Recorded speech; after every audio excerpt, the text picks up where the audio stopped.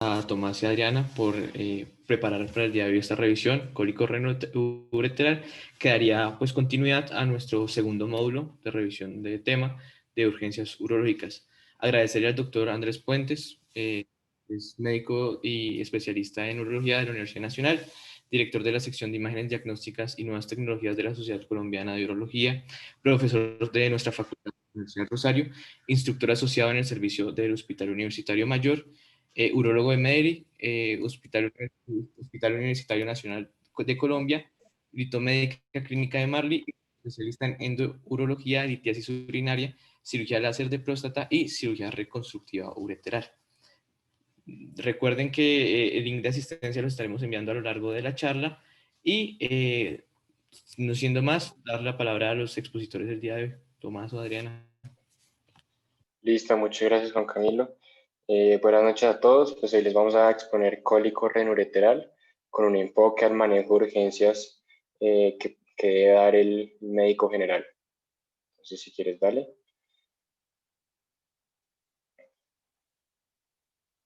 Bueno, esas son las referencias que usamos. Nos basamos más que todo en las guías de manejo europea de urolitiasis y en un review de Nature. ¿Vale? Este es el contenido que les vamos a hablar hoy. Les haré una breve introducción, les hablaré de la epidemiología, los factores de riesgos descritos, de qué están compuestos los cálculos, cómo se clasifican, cuál es la fisiopatología hasta el momento que se conoce y cuál es la presentación clínica. Ya más adelante Adriana les hablará de la evaluación y el abordaje, cómo se hace el diagnóstico imagenológico, cuáles son los diagnósticos diferenciales, cuál es el tratamiento, las complicaciones, cómo se puede prevenir la patología y algunos casos de poblaciones especiales. ¿Vale? Entonces, para hacerles una breve introducción, el cólico renal es el dolor característico de la urolitiasis. La urolitiasis, pues, la etimología de la palabra viene de uron, que significa orina, litos, que significa piedra, y cis, que es acción o proceso. Entonces, es la formación de piedras en el conducto urinario. En la literatura está descrito la urolitiasis más como los cálculos en la vía urinaria y la nefrolitiasis como los cálculos ya en sí en el riñón. Pero la verdad, los términos se usan intercambiablemente, entonces por si me llegan a escuchar decir los dos, pues sepan que nos estamos refiriendo casi que a lo mismo. Y pues la urolitiasis es el tercer trastorno más frecuente de la vía urinaria después de las infecciones y de las patologías de la próstata. Siguiente. En cuanto a la epidemiología, primero hay que decir que es una patología que viene aumentando en su incidencia en los últimos 30 años. Los últimos estudios han mostrado una prevalencia de 1 por cada 11 adultos. Esto fue en unos estudios en el 2010. Históricamente se ha descrito que es más frecuente en hombres blancos, pero últimamente ha habido un cambio ya es más frecuente en mujeres, niños, negros e hispanos. Esto se cree que es debido a los cambios en los estilos de vida. Hay un pico de incidencia entre los 20 a los 50 años, por lo que uno puede sospechar en diagnósticos diferenciales si uno encuentra un paciente pediátrico, un paciente adulto mayor. También se ha descrito que hay mayor incidencia en áreas con altas temperaturas. Acá en la gráfica a la derecha, en el mapa de Estados Unidos se ve cómo están en rojo los estados más al sur que tienen mayores temperaturas. Esto se le ha denominado el cinturón de piedra y hay mayor incidencia de cálculos y que se cree que es por el aumento de las pérdidas de agua corporal, una deshidratación. Y pues es una patología que le cuesta casi que 5 a 10 billones de dólares al año al servicio médico de Estados Unidos, por lo que es una patología de alto costo que hay que saber diagnosticar y manejar. ¿Vale? En cuanto a los factores de riesgo, estos se pueden clasificar principalmente en 3, los dietarios, los no dietarios y los urinarios. En cuanto a los dietarios, vamos a tener que una baja ingesta de calcio en la dieta predispone a la formación de cálculos, la baja ingesta de líquidos, la baja ingesta de potasio, una dieta alta en sodio y sacarosa, una dieta rica en proteína animal y en oxalato, el consumo de suplementos de vitamina C y el consumo de algunos medicamentos como el Indinavir, que se usa para el manejo del VIH, y el Trantereno, que es un diurético. Ya más adelante, cuando veamos la fisiopatología, va a quedar mucho más claro por qué son factores de riesgo. ¿Vale? En cuanto a los no dietarios, como ya les había comentado, el sexo masculino, la raza caucásica y el área geográfica con altas temperaturas son factores de riesgo. Claramente un antecedente personal o familiar de urolitiasis va a predisponer. Se ha visto que hay relación con enfermedades sistémicas.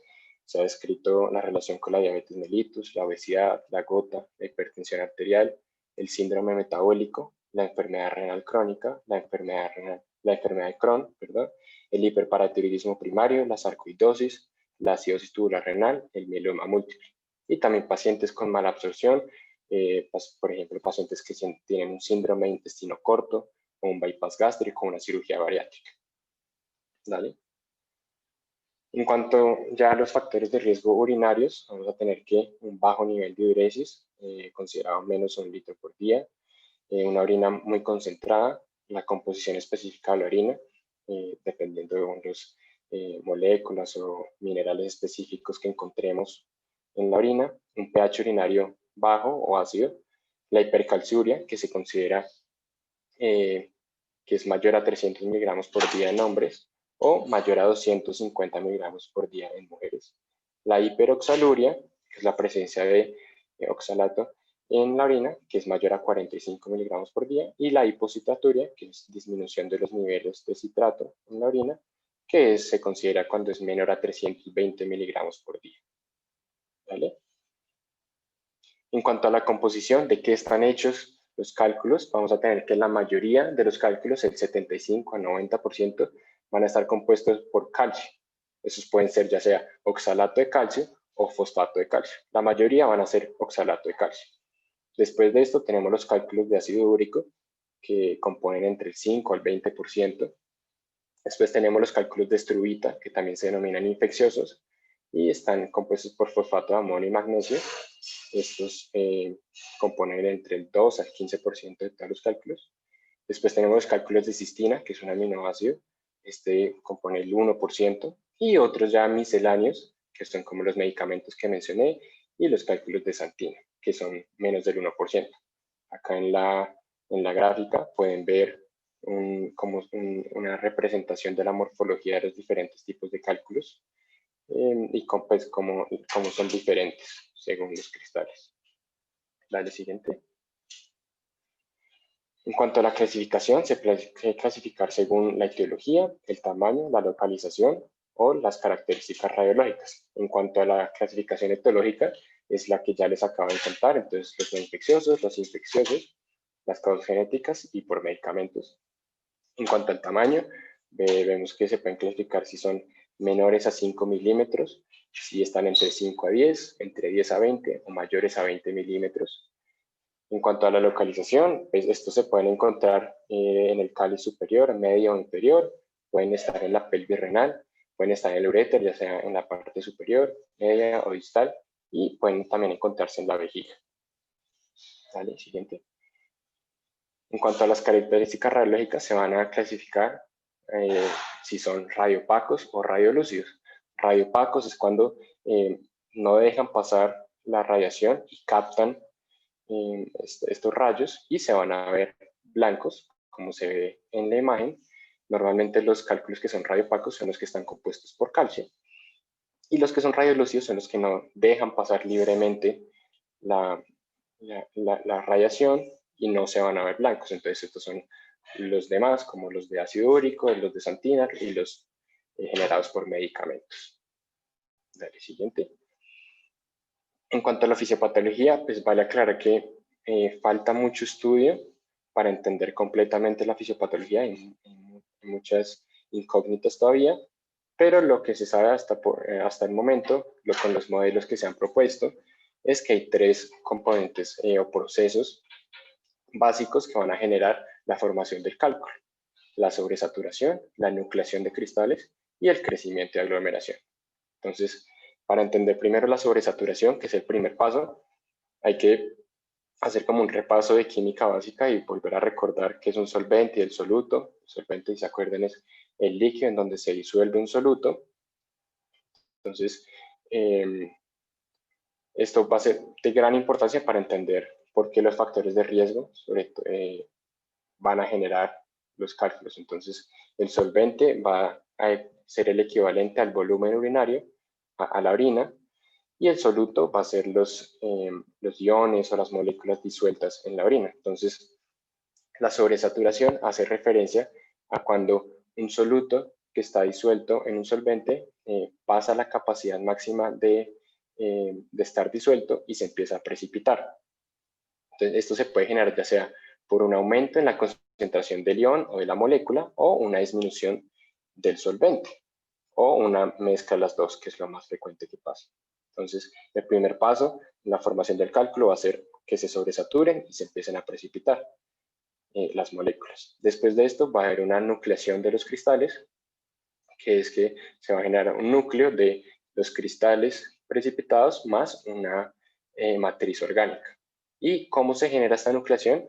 Hay dos teorías, la teoría de la partícula fija versus la teoría de la partícula libre, que está ilustrado en la imagen de la derecha y abajo. En la imagen de la izquierda se puede ver la teoría de la partícula fija, que propone que hay una formación de una placa de Randall, se denomina placa de Randall, que está formada por cristales de apatita, que es fosfato de calcio, que se generan en el intersticio del riñón por debajo del endotelio. En algunos estudios se ha visto que esta composición de la placa es muy parecida a las placas ateromatosas de los vasos sanguíneos. Entonces, esta placa va a empezar a crecer y en un momento va a erosionar el endotelio y se va a exponer a la orina. Y ya vamos a ver qué pasa cuando se expone a la orina. Y en comparación, la teoría de la partícula libre es que las moléculas se sobresaturan en la luz y empiezan a crecer y a nuclearse en la luz. Entonces, cuando llegan a un tamaño suficiente, se pueden o pegar a la pared tubular o ocluir la pared tubular cuando ya el tamaño es el suficiente. Entonces, esas son como las dos teorías. Lo más probable es que ninguna sea como la única, lo más probable es que las dos contribuyan en algún grado a la formación de estos núcleos de cristales. Y el último proceso es el crecimiento y aglomeración. Entonces, cuando ya se tiene un núcleo formado, la exposición a la orina y la exposición a una mayor cantidad de moléculas va a generar que se empiece a aumentar el tamaño del cálculo hasta que pues, se desprenda o se obstruya alguna parte anatómica. Estos son los tres procesos básicos para la formación del cálculo, pero hay otros factores que van a aumentar o disminuir como la formación. El más importante es el rol de los patógenos, principalmente las bacterias productoras de ureasa, que se ha descrito en las especies de Proteus, Klebsiella, Morganella, entre otras. Estas productoras de ureasa van a generar una producción de amoníaco que van a generar un aumento del pH urinario y este aumento del pH urinario va a generar que los cristales, las partículas de fosfato de calcio se precipiten más fácilmente. Esto es de gran importancia porque, como ya vieron en la clasificación etológica, los cálculos infecciosos, que se denominan también de Struita, clínicamente van a ser cálculos muy grandes que se generan muy rápido por la presencia de esas bacterias y normalmente se denominan también cálculos coraliformes por la forma que toman al adoptar, hacen como un molde de los cálices y de la pelvis renal. También otro factor que influye en la fisiopatología es la carga genética, especialmente en cuanto a los cálculos de cistina. Eso se da sobre todo cuando hay un mal transporte en los túbulos renales, no hay una buena reabsorción de cistina en los túbulos, por lo que va a haber mayor excreción y un aumento de la concentración de la cistina en la orina, por lo que se va a precipitar. Y por último, hay una disminución en los pacientes Con cálculos se ha visto que hay una disminución de inhibidores de formación de cristales, que es principalmente el citrato. El citrato no se ha demostrado muy bien cómo puede lograr la inhibición de formación de cristales, pero pues se ha descrito que ayuda en la inhibición. Dale, siguiente. Ya en cuanto a la presentación clínica, pues principalmente va a ser un paciente que nos llega con un dolor unilateral en flanco o en el ángulo costovertebral, de características de inicio agudo, muy intenso. Los pacientes suelen referir que es 10 sobre 10, el peor dolor de su vida, de tipo cólico que va y viene. El dolor se genera principalmente por la distensión de la cápsula renal y también por el espasmo ureteral mediado por prostaglandinas. Esto va a ser importante cuando lleguemos al manejo. Este paciente con este dolor puede tener irradiación hacia la ingle, hacia el escroto, hacia los labios mayores. También es importante recalcar que la localización del dolor va a depender mucho de la posición del cálculo. El dolor no va a ser el mismo si el paciente tiene cálculo en la pelvis renal a que si lo tiene en la unión ureterovesical. También para una ayuda que uno lo puede como pensar en un diagnóstico diferencial es cómo nos llega el paciente, ya que va a ser un paciente que está irritable, que intenta encontrar una posición que le calme el dolor, no se queda quieto, se mueve mucho. En contraste al paciente que tiene un abdomen agudo, que tiene una irritación peritoneal, que se va a quedar quieto porque cualquier movimiento le genera dolor. Entonces, estos son pequeños como tips que uno le pueden ayudar a enfocar el diagnóstico. El paciente también puede presentar náusea o emesis. Esto se genera más que todo por que hay una activación de la inervación esplácnica del riñón que se comparte con la inervación del intestino, entonces puede generar estos síntomas. También la mayoría de los pacientes, casi que el 80%, 80-85%, va a tener hematuria, ya sea micro o macroscópica. Entonces, es un tip también importante de saber. A veces los pacientes pueden presentar con fiebre, pero no es lo más usual. Si tienen fiebre es más que todo por presencia de alguna infección sobreimpuesta. También los pacientes pueden tener síntomas urinarios irritativos como disuria, urgencia, frecuencia, más que todo cuando el cálculo es distal y está localizado en la vejiga o en la unión ureterovesical. Y por último, puede ser un hallazgo totalmente incidental. El paciente puede estar asintomático y podemos encontrar el cálculo en una radiografía, un TAC de abdomen que le pidieron por otra razón. Entonces es importante tener en cuenta que no todos los pacientes van a ser sintomáticos.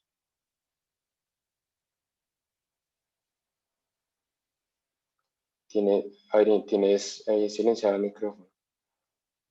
Perdón, qué pena. Mi nombre es Adriana Cristancho, yo soy interna actualmente en la Universidad de Rosario y pues ya con la introducción que dio mi compañero podemos comenzar a hablar de la evaluación y abordaje del paciente que, como habíamos dicho, nos vamos a centrar en el contexto de urgencias y de lo que haríamos nosotros como médicos generales. Primero tenemos que para la evaluación siempre vamos a hacer una anamnesis completa en donde, como ya mencionó Tomás, es muy importante caracterizar el dolor del paciente. Es un cuadro muy diciente, son pacientes que llegan con dolor 9 sobre 10, de localización específica en flancos, que pues van a tener características similares a un cólico, pues ya ahí dado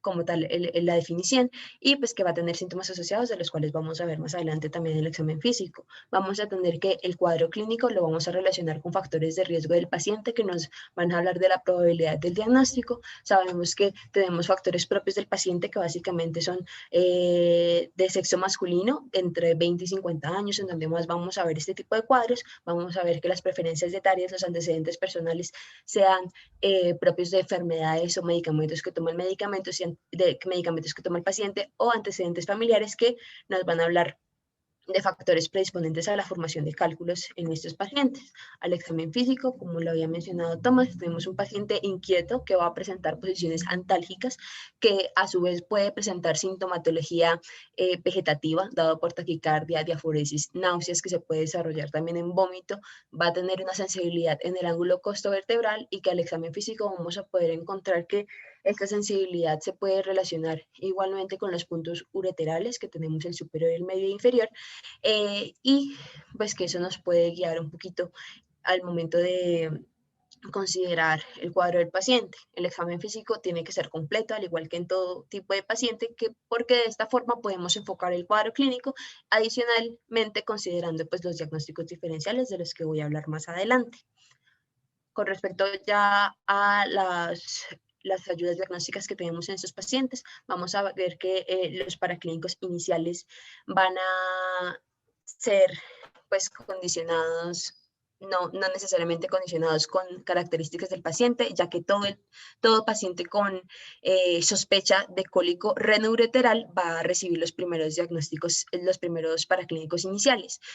No tiene entonces consideración los grupos específicos, y lo que vamos a ver principalmente es que pues algunos paraclínicos que nos van a ayudar a enfocar el diagnóstico y otros que nos van a permitir considerar la posibilidad de complicaciones asociadas. Tenemos aquí el cuadro de recomendaciones según la guía europea, en donde vemos que en las muestras de orina vamos a tener la presencia de hematuria, que ya habíamos dicho y visto que se presenta hasta en el 80% de los casos. Adicionalmente vamos a ver la posibilidad de que se presente una infección urinaria concomitante al cuadro, y en el caso de las pruebas de sangre vamos a ver si hay alteración o no de la función renal, que puede verse también como una complicación de la obstrucción generada por los cálculos, o si hay factores o cambios electrolíticos que nos pueda guiar la posibilidad del tipo de composición del cálculo. Y por último, ver la posibilidad de que se esté generando una respuesta inflamatoria asociada a una infección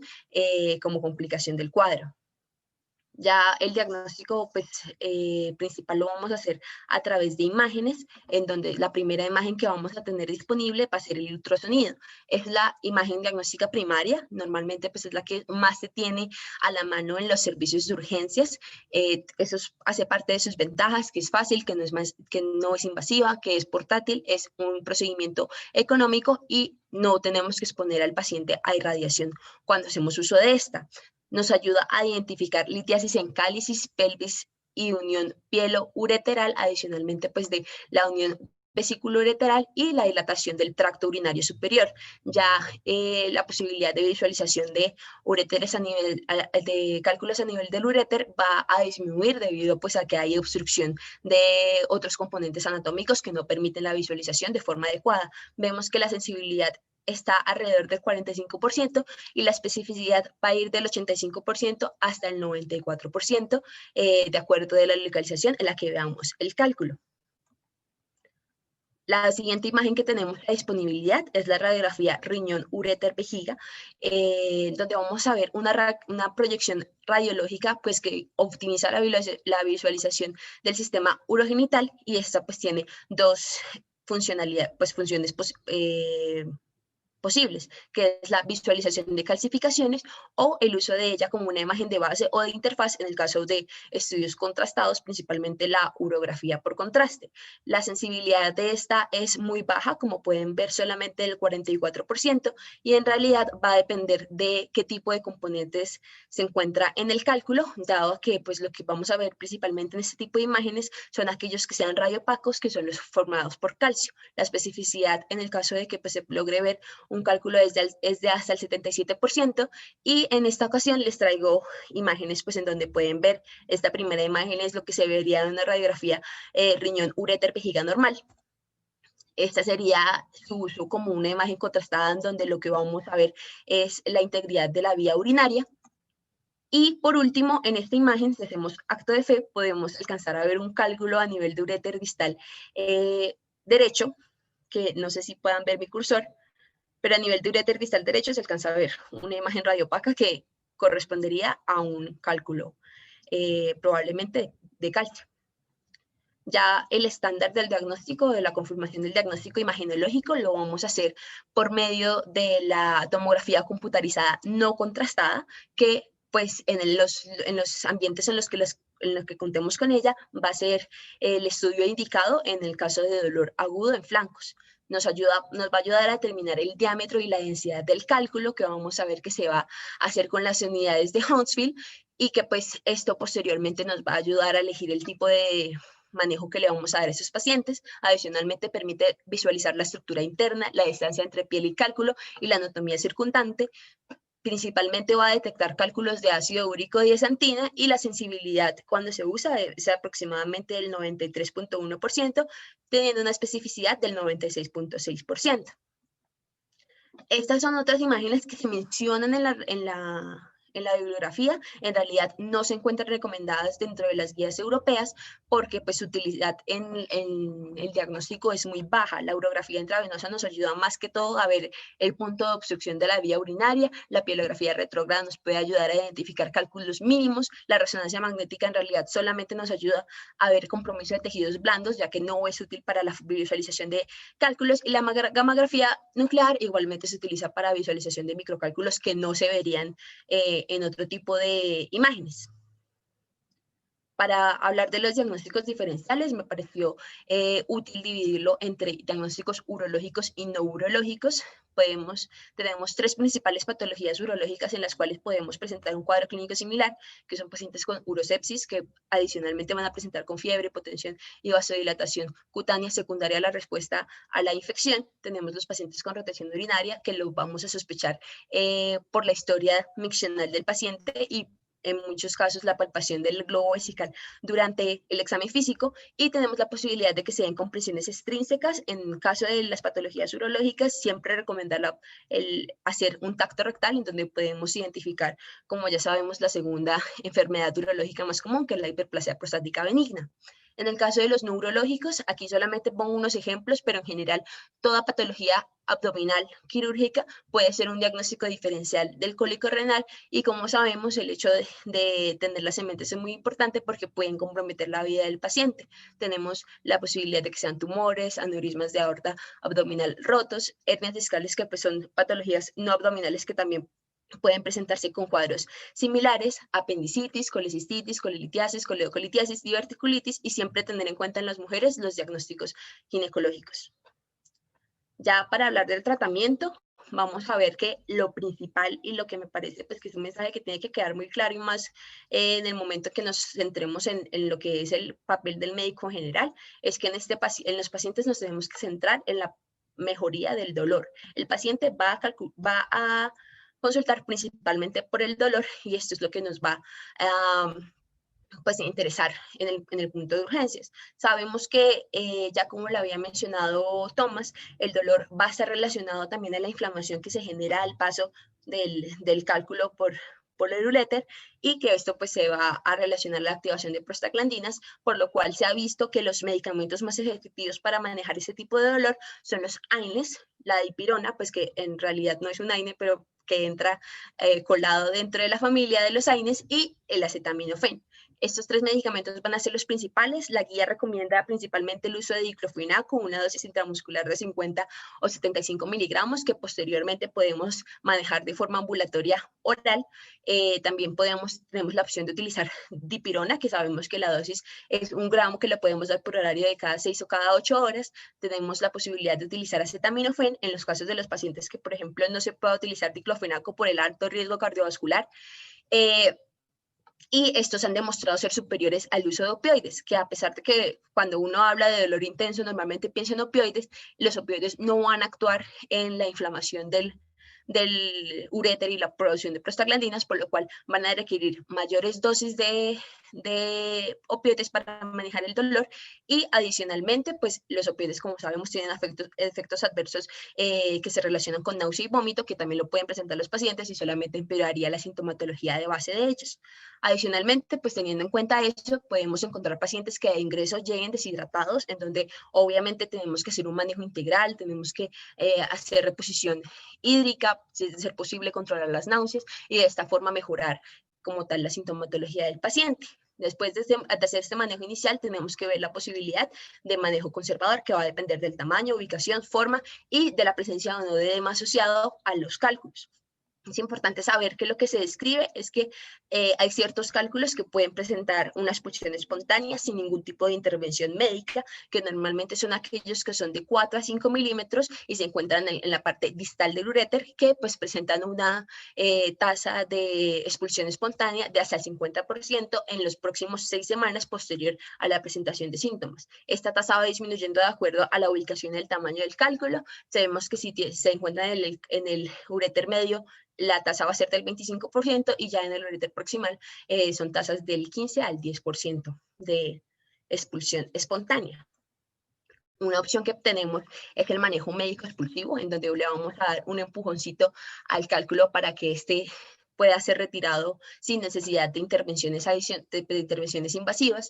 Este se va a considerar en cálculos ureterales que, como dije, no tienen indicación de retiro activo, pero no se puede ofrecer, no se recomienda ofrecerlos en pacientes con cálculos con baja probabilidad de expulsión espontánea, que tengan dolor persistente, que tengan obstrucción persistente o que tengan insuficiencia renal. ¿Por qué pongo insuficiencia renal y no solamente lesión renal? Porque aquí también vamos a tener en cuenta los pacientes con alto riesgo de generar deterioro renal, en los cuales vamos a encontrar a los pacientes monorrenes.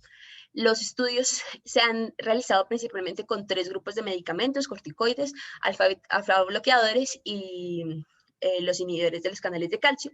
Los 2 principales que se van a ver en las guías van a ser los inhibidores de los canales de calcio y los alfa bloqueadores, porque pues son los que más tienen evidencia para su uso. Los inhibidores de del canal de calcio lo que van a hacer es que van a disminuir la contractilidad del músculo liso del uréter, y de esta forma pues van a facilitar la expulsión del cálculo sin que se genere procesos dolorosos asociados al mismo.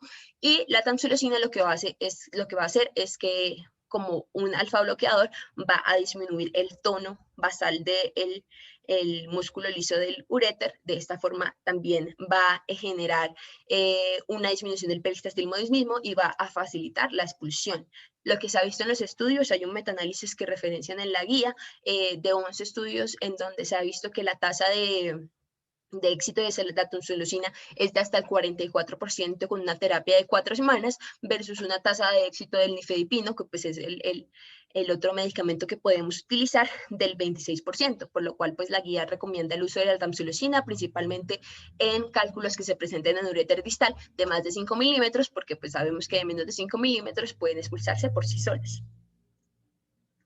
Ahora bien, pues esto ya es el manejo inicial que vamos a hacer: un paciente de urgencias que nosotros manejamos, que le manejamos el dolor, que consideramos por la posibilidad de que recibiera manejo expulsivo médico, pero pues tenemos que tener en consideración los pacientes que van a tener indicación de hospitalización y que posteriormente deberían ser valorados por urología. Tenemos pacientes con temperatura más de 38 grados o signos de sepsis, un dolor que no se dé a la analgesia escalonada, que presenten anuria o insuficiencia renal aguda secundaria a obstrucción urinaria superior, que tengan una sospecha de una causa vasculorenal del dolor renal, o sea, que tengamos una sospecha de que hay otra cosa que nos está generando el dolor, que presenten colecciones renales o perirrenales, que presenten deterioro clínico del paciente o pacientes embarazadas.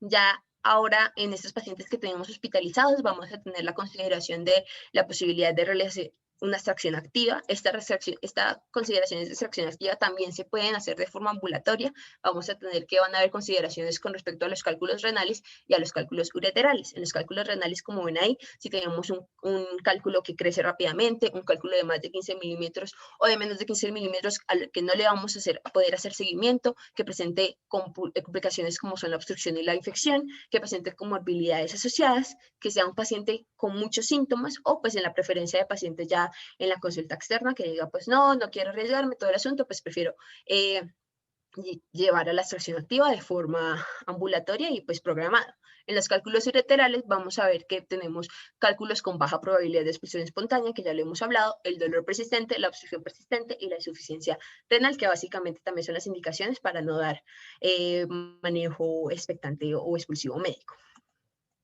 Aquí tenemos más o menos las consideraciones que vamos a tener para elegir la terapia. Vamos a ver que vamos a tener en cuenta el diámetro del cálculo y en ciertas ocasiones también la densidad del mismo. La ubicación de los cálculos también nos habla de la posibilidad de llegar o no al cálculo, pues que lo vamos a ver más adelante. Las consideraciones que tenemos que tener previas al tratamiento va a ser pues una infección asociada. Sabemos que toda infección urinaria debe ser manejada y resuelta antes de ser llevado a un procedimiento en caso de procedimientos no urgentes, y esto es porque pues sabemos que la manipulación de la vía urinaria va a generar riesgo de colonización bacteriana y pues empeoraríamos la condición del paciente. Adicionalmente tendremos que tener en cuenta el antecedente de anticoagulación del paciente, porque muchas veces las intervenciones pueden presentar riesgo de sangrado, que pues va a tener que ser valorado en conjunto al beneficio que tiene el paciente por su anticoagulación y el riesgo de suspenderla. La obesidad siempre tenerla en cuenta porque pues nos va a limitar ciertos procedimientos, principalmente la litotripsia, y adicionalmente va a aumentar el riesgo anestésico de todo paciente, y la composición del cálculo, que pues principalmente también es clave para la litotripsia. Aquí les dejo una tablita en donde nos habla de qué riesgo de sangrado tiene cada procedimiento, como para tenerlo en cuenta al momento de decidir la suspensión y cuánto tiempo tiene que suspender el anticoagulante el paciente antes de ser llevado a procedimiento. Voy a hablar un poquito y muy por encima de cada procedimiento, pues que pues esto ya es algo más del manejo de urología. Tenemos la litotripsia extracorpórea, que va a ser el uso de ondas de choque para fragmentar los cálculos. Se utilizan ondas de choque entre 60 a 90 por minuto con una frecuencia baja para evitar que las altas frecuencias generen daño en el tejido. Se van a utilizar normalmente en sesiones consecutivas, y lo que pues busca es básicamente fragmentar los cálculos para que estos se puedan expulsar sin generar una lesión a su paso. La tasa de éxito, por así decirlo, que es la tasa libre de cálculos, es del 75 al 35%, y esto va a depender pues de factores que pueden relacionarse a la falla del tratamiento, como ya lo había dicho, los cálculos que son muy densos, que van a depender de su composición, principalmente los cálculos de Struvita son los cálculos más densos que tenemos, van a tener baja probabilidad de verse beneficiados por ese tipo de procedimientos. Adicionalmente, tenemos que tener en cuenta las contraindicaciones, principalmente en el embarazo, también en pacientes obesos o pacientes pues, que tengan mayor riesgo de generar complicaciones, como pueden ser la formación de hematomas renales, o pues muchas veces podemos ver que los fragmentos se quedan estancados y pueden presentar nuevamente crecimiento y pues recurrencia del cuadro. Ya otras posibilidades de diagnóstico, pues, de procedimientos para extracción que tenemos es la uteroscopia, que puede ser retrógrado anterógrada o anterógrada percutánea. La que más utilizamos va a ser la retrógrada, que puede ser rígida o flexible, en donde vamos a utilizar calibres muy bajos, porque pues vamos a entrar a través de la uretra y posteriormente ascender a los uréteres para llegar al cálculo, pero pues tenemos que tener en cuenta que hay pacientes en los que se va a necesitar una dilatación gradual para evitar el riesgo de generar perforación. Vamos a ver que la tasa de complicaciones pues obviamente va a depender también de la experticia de la persona que lo esté realizando, pero está alrededor del 3.5%, en lo que vamos a ver que en el 1.8% va a ser relacionado con fiebre, y del 0 al 4% pueden presentar perforaciones asociadas. Vamos a tener que se van a utilizar usos de vainas de acceso, donde vamos a ver, pues como se ve en la imagen, que lo que permiten es ayudar a la captación del cálculo y posterior extracción del mismo. Ya, pues, el último procedimiento que les quería mencionar es la nefrolitotomía percutánea, que la vamos a utilizar principalmente en cálculos grandes o de difícil acceso, normalmente cálculos localizados a niveles de los cálices renales, el uréter muy proximal, a nivel del polo inferior del riñón, en donde pues vamos a tener que utilizar accesos con calibres grandes de 24 a 30 French. Se va a realizar bajo el medio de pues, de guía de ultrasonografía, o también por ureteroscopias también lo podemos utilizar para poder guiarnos y encontrar el cálculo, y de esta forma hacer una punción limpia y rápida. Estos pacientes pues se van a ver contraindicados en pacientes con infecciones de vías urinarias no tratadas, tumor en el área de acceso que no permita, sospecha de malignidad, porque sabemos que manipular un tumor puede facilitar la propagación del mismo, embarazo y pacientes anticoagulados. Aquí vamos a tener la posibilidad de dejar a los pacientes con nefrostomías, ya va a ser criterio del urólogo. Normalmente lo hacen en pacientes que consideramos que probablemente puedan ser llevados a un segundo procedimiento, que tengan una obstrucción que sea persistente, o en casos como tal de pacientes con riesgos como lo son los pacientes monorrenos. Para hablar adicionalmente, pues vamos a hablar de las complicaciones que ya las he venido mencionando, pues principalmente en el en el ambiente de urgencias y las urgencias asociadas a este tipo de cuadros va a ser la anuria o lesión renal secundaria a la obstrucción o la sepsis de origen urinario, que van a ser las indicaciones para hacer una descompresión de forma urgente. Principalmente, pues la guía refiere a que se pueden hacer de dos formas, que pues utilizando stents ureterales o pues por medio de la generación de nefrostomías percutáneas. La verdad, la evidencia no favorece ninguno de los dos, pero pues el procedimiento que se ve más utilizado en los servicios de urgencias y que pues lo vemos de forma constante en MEDER, y es el uso de catéter WJ, en donde no vamos a realizar el retiro del cálculo, pero vamos a hacer una derivación, entre comillas, de la vía urinaria que va a disminuir como tal el efecto compresivo y va a permitir pues el manejo de la obstrucción y de esa forma también facilitar el desarrollo, pues la resolución de una sepsis de origen urinaria. Obviamente sabemos que pacientes con sospecha de sepsis tienen que recibir manejo antibiótico, eso pues hace parte del manejo integral del paciente. Ya para hablar un poquito de la prevención, tenemos que lo que hace la prevención es básicamente atacar los factores de riesgo del paciente normalmente, y lo que más vamos a recomendar es que tengamos cuidado con la ingesta, aumento de ingesta de líquidos, disminución de bebidas que sean muy ácidas como son las bebidas gaseosas. Vamos a tener también la necesidad de pues, manejar las alteraciones metabólicas basales del paciente, tener una dieta balanceada rica en vegetales y fibra, limitar el consumo de sal y limitar la ingesta de proteínas. Adicionalmente, pues esto no es una recomendación que esté en las guías, pero pues si se menciona en cierta literatura, es el uso de ciertos fármacos en pacientes recurrentes en donde ya tengamos, digamos, una claridad más o menos de qué tipo de composición tienen los cálculos. Tenemos el uso de los diuréticos tasídicos para disminuir la concentración de calcio urinario. Tenemos el uso de suplementos de citrato, que sabemos que es un factor que nos ayuda a disminuir la formación del cálculo, y el uso de la allopurinol en pacientes que sospechemos que sean cálculos formados a partir de ácido úrico. Ya como último parte de la charla, hablar un poquito de las poblaciones especiales, pacientes embarazados, pacientes pediátricos y pacientes adultos mayores. En los pacientes pediátricos la prevalencia es desconocida. En realidad, pues antes se pensaba que solían ser solamente pues por trastornos genéticos, pero también se ha visto que que se presenten por trastornos metabólicos. La sintomatología suele ser muy inespecífica y va a depender de la edad del paciente. Obviamente los pacientes preverbales de 2 años van a verse irritables, se van a quejar de dolor. Ya pues en los pacientes ya más grandes pueden localizarlo un poquito más. Sabemos que pues en ellos tenemos la consideración de la exposición a radiación, pero de todas maneras se recomienda el uso de la tomografía no contrastada para el diagnóstico de esta patología, y las indicaciones de manejo van a ser muy similares a los de los adultos. En las embarazadas vamos a tener que considerar los factores predisponentes que ellos tienen, que es la estasis urinaria por cambios fisiológicos, la hipercalciuria y la hipercalciuria que presenta por los suplementos que se dan durante el embarazo. Y pues en el manejo normalmente lo tenemos que hacer en conjunto con obstetricia, y sabemos que ellos van a tener limitación tanto de procedimientos como del uso de AINES de acuerdo a la etapa de embarazo. Y por último, los adultos mayores vamos a tener que tener muy en cuenta los diagnósticos diferenciales, porque es poco común que un paciente mayor de 60 años que nunca ha presentado un cálculo renureteral en su vida se presente de esta forma. Entonces aquí, además de tener muy en cuenta eso, posterior, pues ya cuando se confirme el diagnóstico, tener en consideración las comorbilidades al elegir el tratamiento y usar prudentemente los AINES. Bueno, ya para hacer una conclusión, para que se lleven unos mensajes para la casa, lo primero es que, como ya vieron, es una patología prevalente. 1 de cada 11 adultos sufre de urolitiasis y cada vez ha ido aumentando. Segundo, es una enfermedad multifactorial. Los factores de riesgo dietarios, no dietarios, urinarios.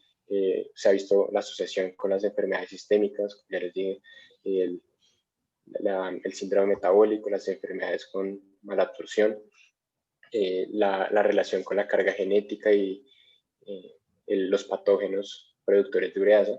También la sospecha clínica que debemos tener siempre, paciente que nos llegue con el dolor característico que ya referimos, con hematuria, ya sea micro o macroscópica, que identifiquemos los factores de riesgo que ya conocemos, que le vamos a hacer el diagnóstico, que el gold estándar es el TAC sin contraste, denominado también el UroTAC.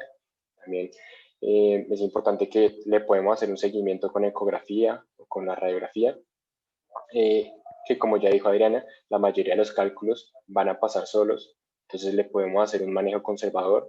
Por eso es importante que el médico general sepa identificar y tratar la patología, porque la mayoría de los casos lo va a manejar el médico general.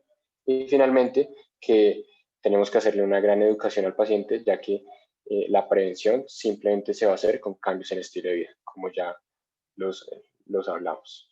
Y no sería nada más. Muchas gracias por asistir a la charla y por escucharnos.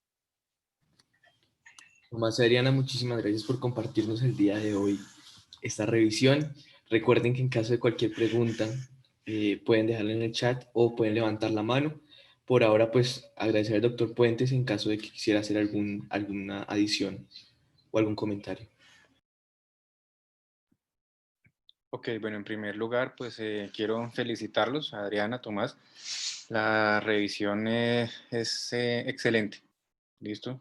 Yo creo que cubre todos los aspectos relacionados con el punto a tratar, y el enfoque que se le ha dado pues es fundamental para ustedes como médicos generales. Entonces, una felicitación por la forma en la que lo presentaron.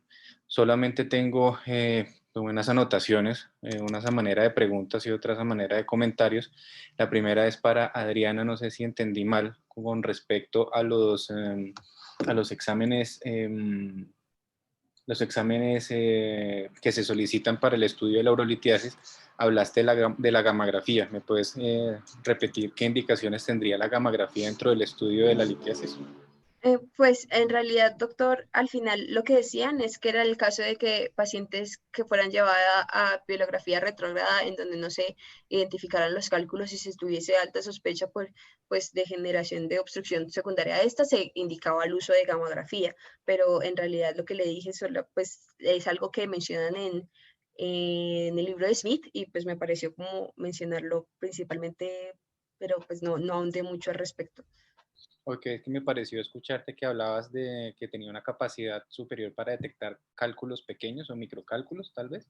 No, pero lo que referían, lo que le digo es eso, doctor, el uso de la detección de microcálculos en el caso de pacientes pues, que ya hayan sido llevados a pielografía y pues que no se hayan identificado si tengamos la sospecha, pero pues eso fue básicamente lo que hasta ese punto lo ahondé, la verdad. O sea, pero en realidad la gammagrafía no muestra en absoluto nada con relación a la presencia de cálculos, para que lo tengan en cuenta. ¿Vale? La gammagrafía que hay en modalidad estática, modalidad dinámica. La estática es con DMSA, la dinámica es para evaluar secreción tubular con el MAG3 y filtración glomerular con DTPA. Solamente es para saber cómo está pues la función diferencial únicamente, bueno, pero jamás la gammagrafía te va a mostrar la presencia de cálculo, determinar tamaños, morfología. Entonces, para que eso quede claro, ¿vale? Entonces, desde luego que necesitamos evaluar la función diferencial en algunos casos para tener un pronóstico con relación al manejo quirúrgico, a cómo se va a comportar el riñón después de intervenirlo, pero para nada te sirve para diagnóstico, ¿listo? Para que tengan en claro eso. Esa era la Sí, sí. primera anotación que tenía. Lo otro es, hablaron del Urotac y pues como el mensaje para llevar a casa, estamos de acuerdo en que es el estándar de manejo, ¿verdad?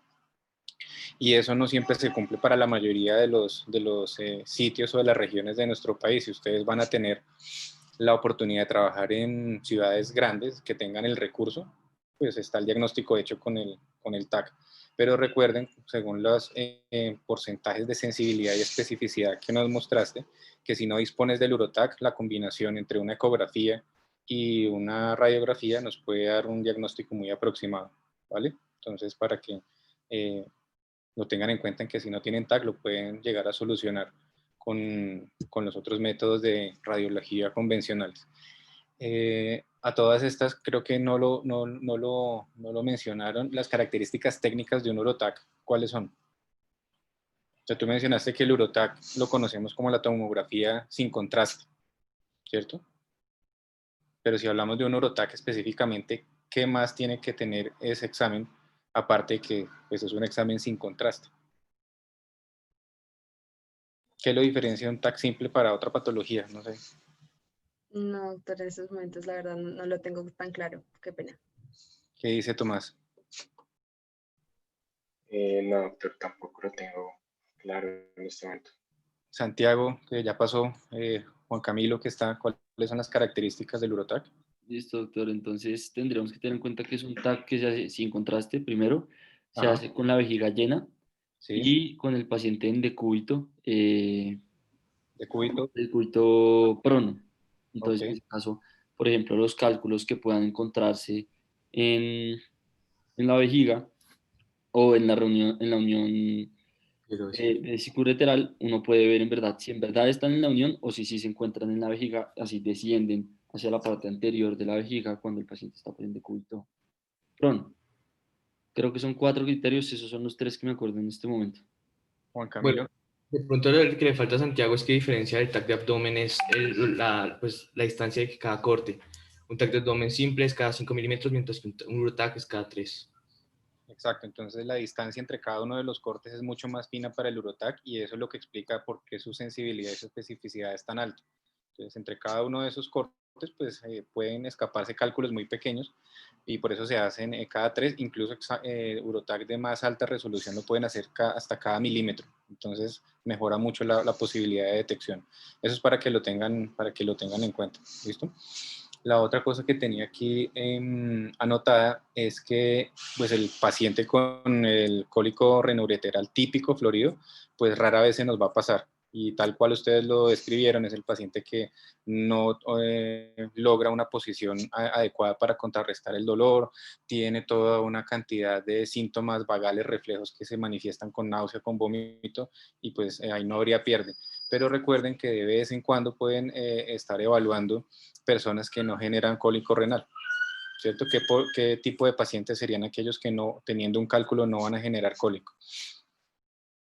¿Qué se les ocurre? Pacientes con alteración del estado de conciencia, pacientes con, por ejemplo, una neuropatía, por ejemplo, Pacientes diabéticos, que diabetes sería asociada. el principal.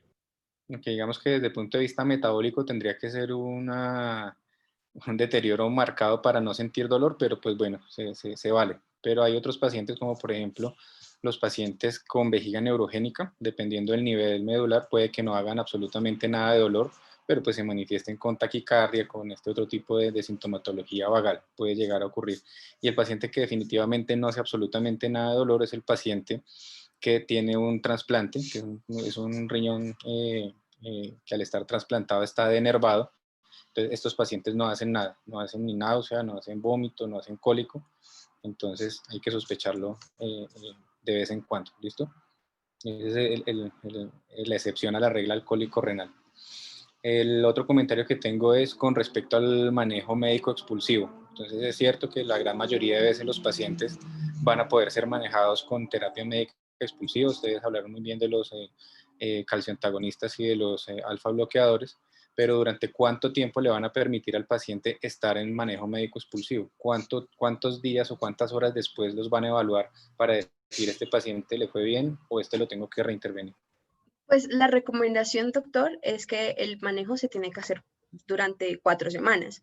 Aún así, vamos a ver que en los pacientes que tengan un dolor persistente, que son pacientes que presentan dolor de más de 12 horas de evolución, tenemos que considerar la posibilidad de hacer intervenciones adicionales, pues por la sintomatología que presente. ¿Qué dicen los demás?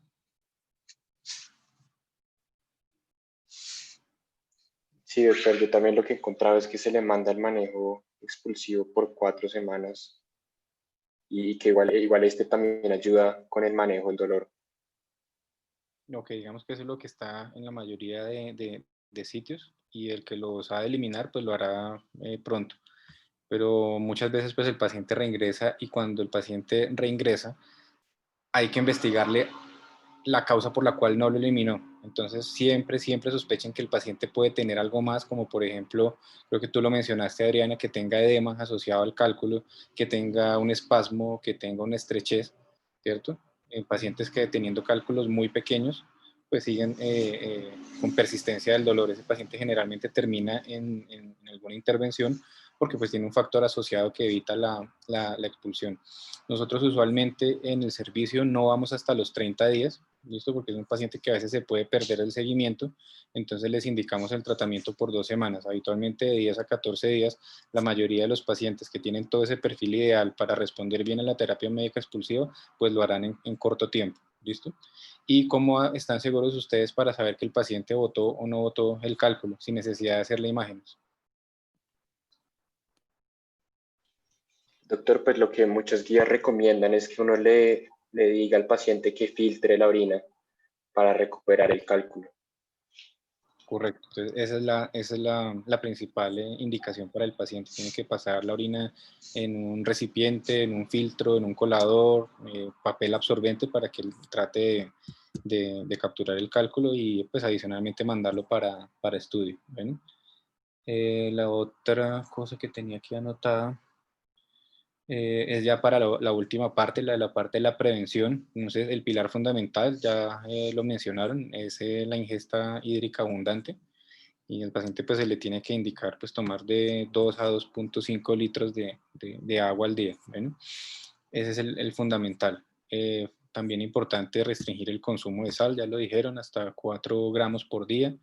Y ¿qué le dirían al paciente con respecto al consumo de calcio? Ustedes nos explicaron que la gran mayoría de la litiasis es cálcica, entonces el concepto general de tanto del paciente como del de los colegas es que si los cálculos son de calcio, le restringo el consumo de calcio al paciente. ¿Qué opinan con respecto a eso? Pues si quieres yo contesto eso, Adriana, con respecto a la fisiopatología. Sí es un mito que se tiene de que se debe restringir el consumo de calcio, pero eso es contraproducente ya que, como vimos, la mayoría de los cálculos son de oxalato de calcio, no es solo calcio. Entonces, lo que normalmente ocurre es que el calcio dietario se une con el oxalato dietario en la luz intestinal y se excreta por esta vía. Cuando disminuimos la concentración de calcio dietario, el oxalato se va a poder absorber libremente, va a pasar a la sangre y se va a filtrar a los riñones y se va a precipitar. Entonces, las recomendaciones es tener un consumo adecuado de calcio entre 800 a 1000 miligramos de calcio por día, ni más ni menos. Correcto, entonces eso es lo que hay que decirle a los pacientes. Ustedes lo van a ver con mucha frecuencia, el paciente que hace litiasis recurrente llega diciendo que ha hecho de todo, que no se la pasa sino tomando agua, que toma cerveza, que probó el remedio aquí y allá, que dejó de consumir leche, que dejó de consumir queso. Entonces ahí hay que hacer mucha educación por parte de la primera persona que está al frente de este paciente y pues que van a hacer ustedes en su práctica diaria. Entonces no restringirlo, a menos que ese paciente se haya estudiado por recurrencias, ya se haya hecho un análisis metabólico específicamente dirigido a su problema particular y se identifique, por ejemplo, una hipercalciuria exógena. Ese sería el paciente que sale de la recomendación, ¿listo? Pero la gran mayoría, paciente de primera vez, paciente no estudiado, la indicación es que ha de consumir calcio normal en esas dosis de 800 a 1000 miligramos. Y los grupos de oxalatos, ¿qué le dirían a los pacientes? ¿Cuáles son los alimentos que no debería consumir? Principalmente los alimentos ricos en oxalato son sobre todo las verduras de hojas verdes, pero las guías mencionan que los alimentos con oxalato son muy variados, entonces es muy difícil dar una recomendación de disminuir el consumo de oxalato. Exacto. En términos generales lo pueden buscar, ¿sí? Entonces en la parte nutricional o en los servicios de nutrición y dietética, eventualmente pueden ustedes apoyarse para remitir al paciente y ellos justamente les van a decir qué alimentos y en qué cantidades van a poder hacer la restricción apropiada del oxalato. Pero para que lo tengan en cuenta, el paciente se le pueden indicar que en 4 grandes grupos de alimentos hay fuentes ricas de oxalato. Entonces ya lo dijo Tomás, pues son estas verduras verdes, la espinaca, la selga, el brócoli. Otros son los frutos secos en todas sus presentaciones, nueces, avellanas, almendras, pistachos, todo esto. Los chocolates en cualquiera de sus presentaciones son ricos en oxalato y los derivados del trigo. ¿Listo? Entonces, pan blanco, cereales, también son fuentes altas de oxalato. Como les decía, esa es la recomendación general, pero si ya han hecho un examen, un estudio metabólico exhaustivo que compruebe que este paciente tiene efectivamente una hiperoxaluria y una hipercalciuria, pues ya la parte nutricional se les hará en forma personalizada. ¿Listo? Esos eran los comentarios que tenía para ustedes, muchachos. Muchísimas gracias, doctor. Bueno, Muchas gracias, doctor. los demás asistentes, Gracias. preguntas para los compañeros que hicieron la presentación.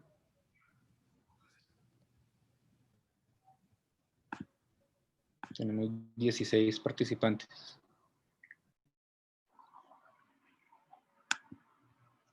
Bueno, todo muy claro. Muchas gracias, doctores, por la presentación. Muchas gracias a usted, doctor. Gracias, doctor. Listo, doctor. Gracias a Muchas los gracias. asistentes y a los expositores del día de hoy y esperamos pues podernos reunir en alguna otra ocasión con ustedes. Feliz noche para todos. Que descansen, que estén muy bien. Muchas gracias, doctor, igualmente. Hasta luego.